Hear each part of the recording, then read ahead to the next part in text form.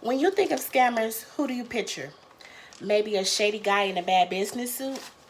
You never imagine the physician, pharmacist, or other healthcare professionals at your local clinics. Actually, between 3 to 10% of all healthcare expenditures are attributed to fraud. Billions of taxpayer dollars are wasted each year due to healthcare fraud and abuse.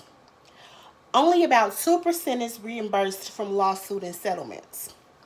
Many programs have been developed to detect and prevent fraud and abuse over time, but the numbers are still very high.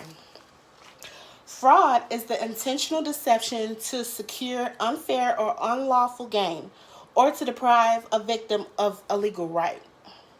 Abuse is defined as practices that are inconsistent with accepted sound fiscal, business, or medical practices and result in unnecessary costs or reimbursement for services that are not medically necessary. Or they fail to meet professionally recognized standards for healthcare. According to Johns Hopkins Healthcare, it is estimated that nearly $60 billion are lost annually due to healthcare fraud and abuse. Programs such as Medicare and Medicaid are funded through a payroll tax on both the employer and the employee. When fraud and abuse is committed, more funds are needed, which means raised taxes. Thus, everyone employed is affected, ultimately draining the taxpayers of this country. Over the last 10 years, the federal government has recovered more than $25 billion in civil fraud settlement and judgment involving the healthcare industry. In 2020, $1.8 billion has been received by the Department of Justice for false claims alone, as reported by FierceHealthcare.com. Funds are restored to Medicaid, Medicare, and TRICARE, the healthcare program for services members and their families.